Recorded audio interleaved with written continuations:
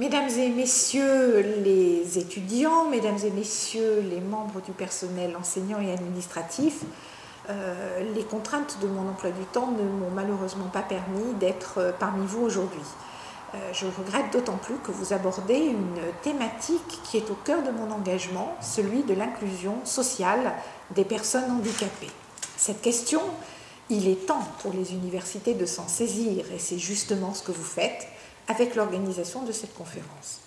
Cette conférence vous permet en effet de vous interroger collectivement et de mettre en lumière les bonnes pratiques, de déceler aussi ce qui va moins bien et ce qui pourrait être modifié. Vous faites ainsi preuve de l'esprit de responsabilité que l'on attend d'une grande institution comme l'université. Université, ce mot à lui seul d'ailleurs, porte l'idée d'universalité. Et c'est bien de cela qu'il s'agit lorsque l'on parle de l'accès des personnes handicapées à l'école, à l'université et bien entendu au bout de ce chemin, au monde du travail. Ces thèmes, ils sont, je vous le disais, au cœur de mon combat politique. Ils sont ainsi le terrain sur lequel j'ai dû le plus batailler, exercer ce que l'on appelle la volonté politique sur laquelle vous souhaitiez m'entendre. Je suis, vous le savez, secrétaire d'État aux personnes handicapées aujourd'hui encore, au ministère des Solidarités et de la Cohésion sociale. Je l'ai été en 2004 et 2005 sous la présidence de Jacques Chirac et c'est dans ce cadre que j'ai eu l'honneur de porter la loi du 11 février 2005 pour l'égalité des droits, des chances, la participation et la citoyenneté des personnes handicapées. On dit porter, le terme n'est pas galvaudé, parce qu'il a fallu concevoir, il a fallu défendre ce texte au milieu d'oppositions, au milieu de critiques très fréquentes, très importantes, et je dois dire très souvent face à un véritable scepticisme. Croyez bien que de la volonté, il en a fallu alors aux hommes et aux femmes, associations, membres du gouvernement, parlementaires, qui ont décidé de faire bouger les lignes. Sachez que véritablement, il s'est agi au plein sens du terme d'un combat politique. Ce texte pose en effet le socle de ce qu'est aujourd'hui dans notre pays la politique du handicap. C'est d'abord le projet de vie de la personne qui fait définitivement de la personne handicapée l'acteur de sa vie.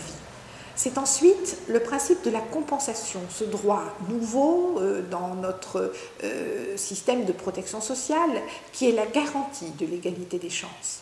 C'est l'accessibilité de tout pour tous, car c'est le droit commun et le rejet des discriminations. C'est la participation enfin, qui rappelle que rien ne peut être décidé pour les personnes handicapées sans les personnes handicapées.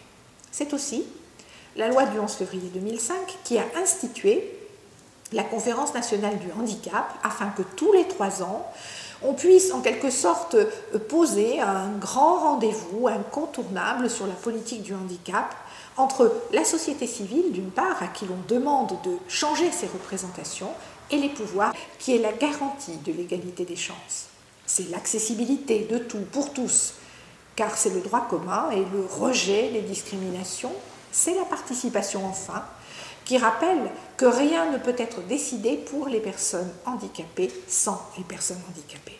C'est aussi la loi du 11 février 2005 qui a institué la Conférence nationale du handicap afin que tous les 3 ans, on puisse en quelque sorte poser un grand rendez-vous incontournable sur la politique du handicap entre la société civile d'une part, à qui l'on demande de changer ses représentations, et les pouvoirs, qui est la garantie de l'égalité des chances. C'est l'accessibilité de tout pour tous, car c'est le droit commun et le rejet des discriminations.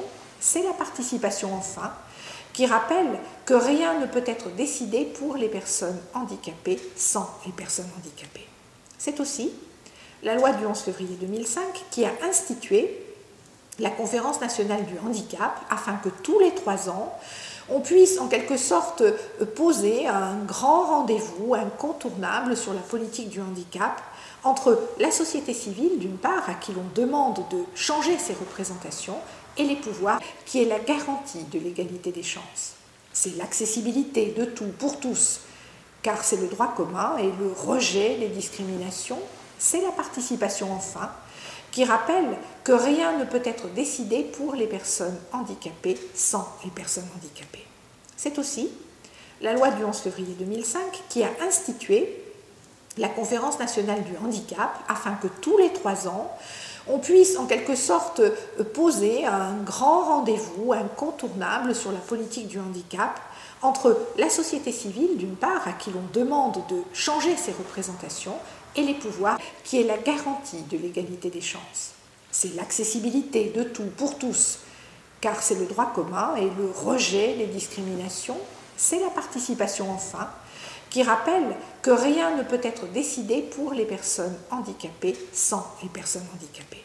C'est aussi la loi du 11 février 2005 qui a institué la Conférence nationale du handicap afin que tous les 3 ans, on puisse en quelque sorte poser un grand rendez-vous incontournable sur la politique du handicap entre la société civile, d'une part, à qui l'on demande de changer ses représentations, et les pouvoirs, qui est la garantie de l'égalité des chances. C'est l'accessibilité de tout pour tous, car c'est le droit commun et le rejet des discriminations, c'est la participation enfin, qui rappelle que rien ne peut être décidé pour les personnes handicapées sans les personnes handicapées.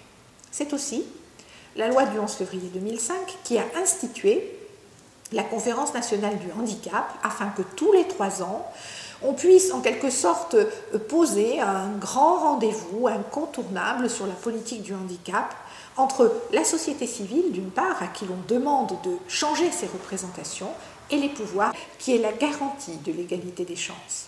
C'est l'accessibilité de tout pour tous, car c'est le droit commun et le rejet des discriminations, c'est la participation enfin, qui rappelle que rien ne peut être décidé pour les personnes handicapées sans les personnes handicapées.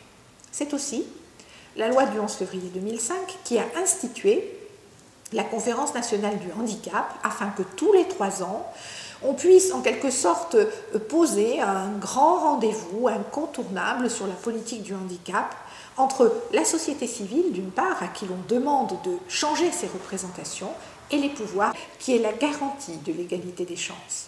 C'est l'accessibilité de tout pour tous, car c'est le droit commun et le rejet des discriminations, c'est la participation enfin, qui rappelle que rien ne peut être décidé pour les personnes handicapées sans les personnes handicapées.